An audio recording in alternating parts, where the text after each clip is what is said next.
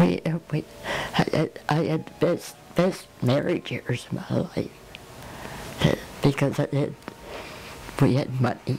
We had money to travel. We could build a house, built a new house, a gorgeous house out there. Arthur's sister, Audrey, had just come, and we were going to, he was in the hospital. We'd had to put him in the hospital because of his Alzheimer's. And it just got there. And we were going to go up to Ontario to visit relatives. And that very night, Audrey was there. And I went, she'd gone to the hospital. She was supposed to be coming to the house. And she said, I said, what are you doing here? You know? And she said, well, something's happened with Milton. I said, oh. So she went back to my house and stayed there overnight. And then that night he died. And I was able to call his son. There were two of his sons and his granddaughter. And they just talked to him, and Kara read him stories and things, and it was just, he was just loved to death. Oh. It was. So, but I can always remember seeing, you know, how the line goes with your heartbeat, watching it go down to nothing. I didn't see that with Arthur because he died on the golf course. Yeah, sad time. Yeah. Yeah. Yeah. So anyway, 10 years went by before I ran into Bob again. I kept in touch with this Doris, and she worked at Procter & Gamble with me, and we double dated with her, Bob and I, and her boyfriend. Bob and I went out with him a couple of times, and he met, well, more than a couple of times, but then he met Marie, and he was smitten. So I think we went to watch the group, Margaret Johnson and I, my friend from the Y, and we went to watch the wedding after the people came out and took pictures, but I hadn't seen him since. And what was it? Oh, Doris had written me and said that Bob and Marie had their picture in the paper for their 50th anniversary. And I said, oh, that's nice. So she sent the picture. And then she, about a year later, she sent another saying that Bob's wife had died. And I said, well, if you give me his address, I'll send him a card of sympathy. And it turned out to be a letter of sympathy, and telling him, you know, don't give up your friends. He's in Hamilton, I'm in Nova Scotia. Yes. And I said, don't give up your church, and, you know, keep contacts. I'd been widowed twice, so I knew all about it. So, anyway, he said, if you ever come up this way, he says, I'll take you anywhere you'd like to go. He's just like that. He'd do it for anybody. He's just a great fellow. And anyway, it was sometime later I was going up to see Barb. And Bob knew I was coming, my Bob. Mm-hmm. And he said, well, if you're coming that far, Mom, why don't you come all the way out west and see us? I said, okay. So anyway, I told Bob, Bob, my husband, that I was going to go up to see my daughter. And I said we might stop in to see Doris and I might. And anyway, it turned out that her husband was sick, so I got my daughter to go with me. And she says, well, I can't spend too much time because I want to see Uncle Jack. We're going out to my brother. And anyway, we stopped in to see Bob on the way. And I stuck out my hand, shaking his hand. He says, oh, come on, give me a hug. So I did, and he did. And anyway, he didn't want me to go that quickly. And so he said, can I come and see you tomorrow? Because you're going so fast, I'd like to see you. So anyway, when I was out, I stayed over at my brother's. I must have stayed over at his place. And I asked him, Bob wants to take me somewhere. I wonder, where should I go? And I said, I haven't seen Niagara Falls for a long time. I'd like to see it. He came to the door and he said, how'd you like to go to Niagara Falls? What could I say?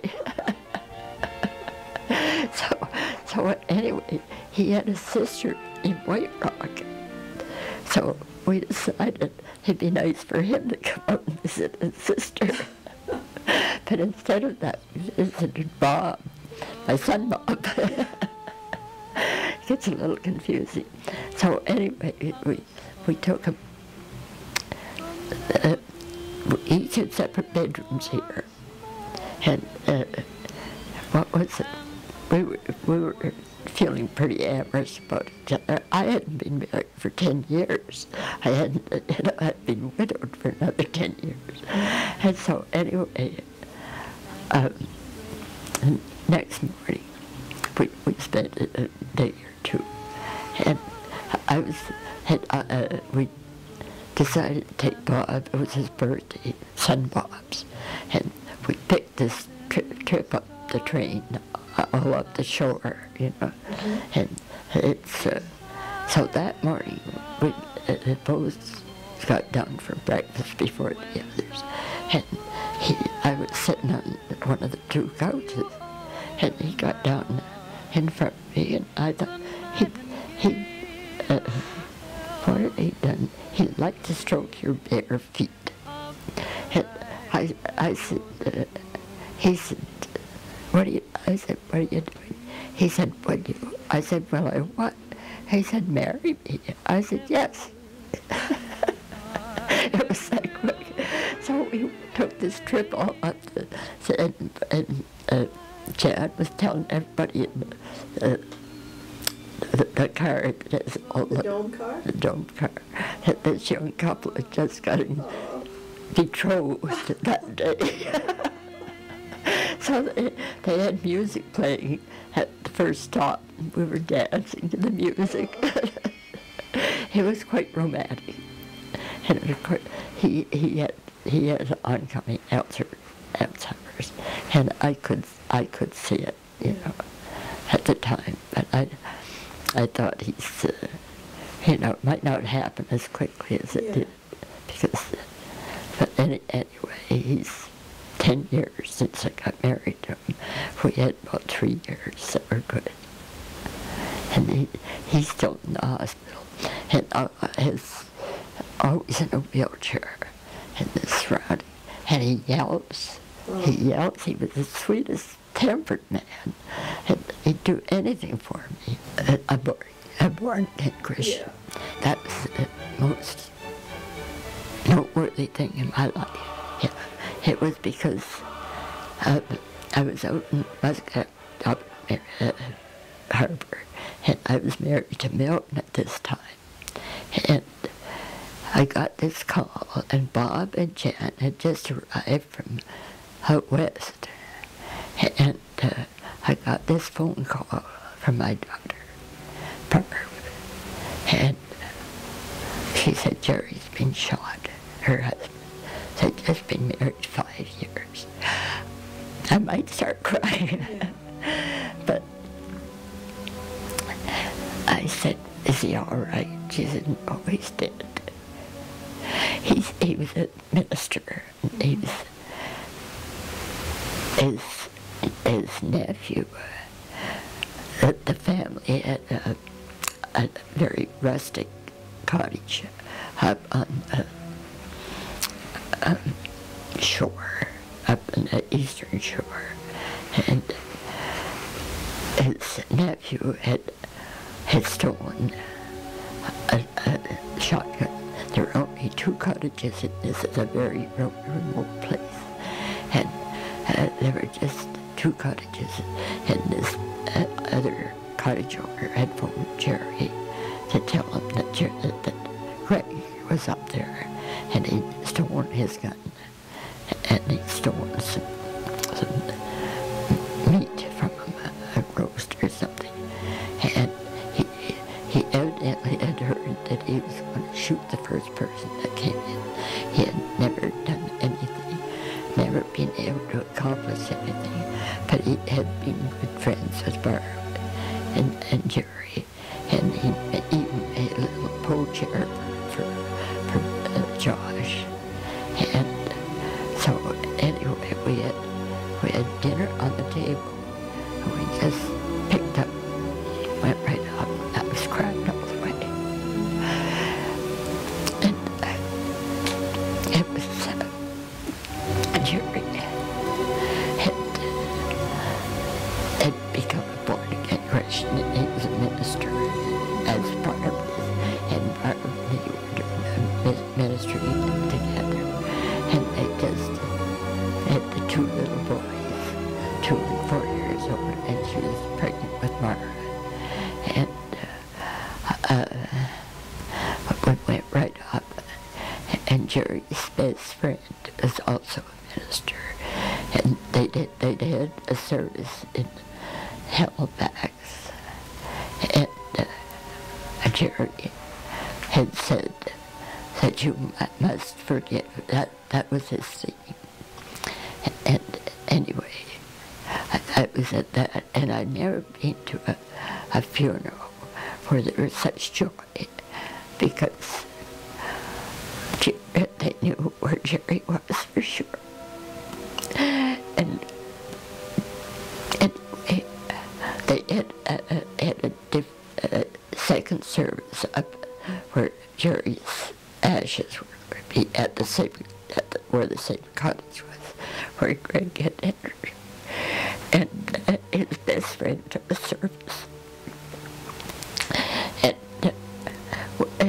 it was strange, because I'd never heard an altar call at a church service before, but I felt I should show up, and I didn't.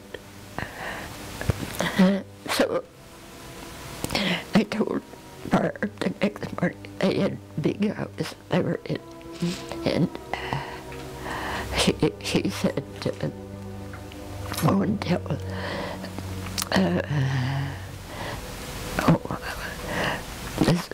this best friend, I can't get his name right now,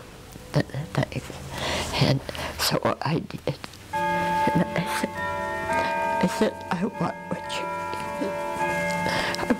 Jerry had. So I went on from there, and I started going to meetings.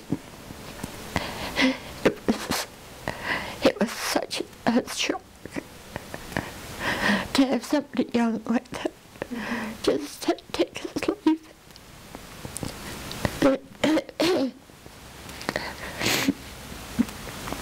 anyway, I started studying. I've done all kinds of Bible studies since. I got christened and baptized in water. Mm-hmm. So that was something that Janet taped.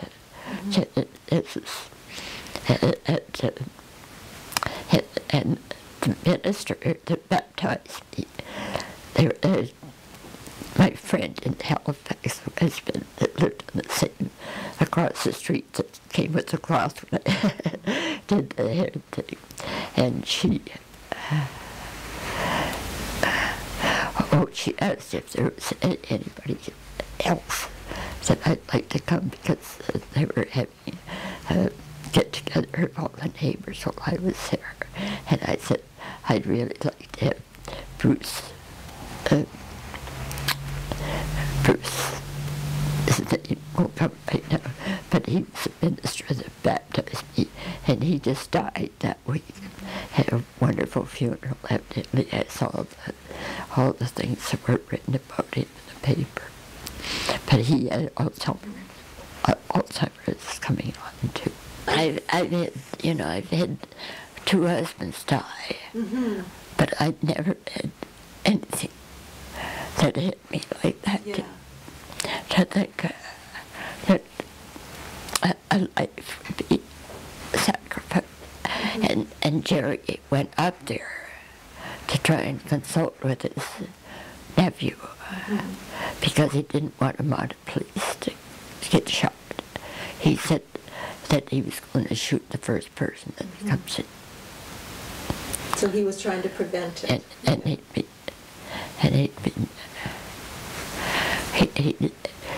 been talking to him for, I think, 20 minutes or so. But I think Jerry fell to the ground to pray, and he shot him in the back of the head. I think it's difficult when you think you've been a Christian. You think you've been a Christian. You go to church, you do this and that, you don't hurt anybody, but you don't really have a relationship with God and Jesus.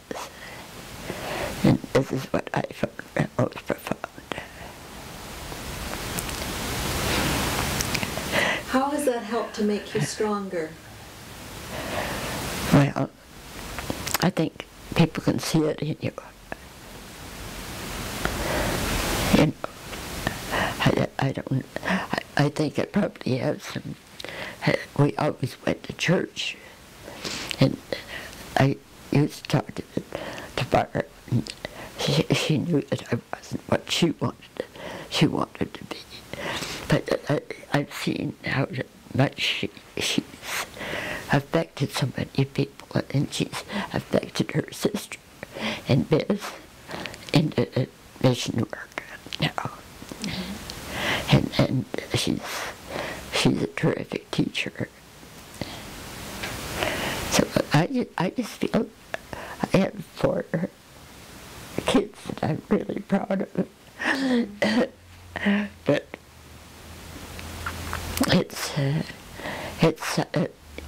you want your sons to also share in the joy that there is. That's not too much sheep. No. So that's a message that you'd like to give to your sons? Yeah. They don't believe the same as I do. Of course, you want the best for your kids.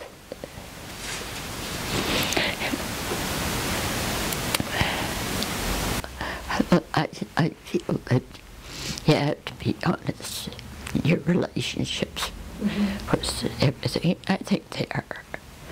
I've told Bob, you have to have people trust you. You don't want to have somebody say, well, he's a crook, he did this to me. But it's, you have to be honest with people. I'm proud of them all. Yeah. Anyway, we know where Jerry is, and Barb has achieved great success over where, and she's doing what she loves to do. She had to bring her kids up herself, and Mara just had a new baby, so she has my 2nd great-grandchild, and we went to Vancouver yesterday to meet them, and we went to the park, and we had well, I forget what I had. I had fish and chips, but I didn't eat the chips. I said, I'll take the fish without the chips. I don't know what passions I have. I guess it was romantic passions. Romantic passions. Well, my passion, of course, is becoming a Christian. But it was, I like to play bridge. I love to play bridge. And each time I go east, the whole bunch that I played with, they have a party, and everybody says, "You look just the same. You don't look a bit different." So it's always nice to have that. When Milton died, I tried to keep up the house, but it was only if I could rent it, and it wasn't easy to rent. But I had, a big house, lovely house. That was my dog, but she had puppies. She kept on having puppies. And she had a puppy for every kid on the island. I took the puppies down, and Milton didn't really want to have puppies on his island with all their leavings. But he had a big garden. He supplied all the Frasers with their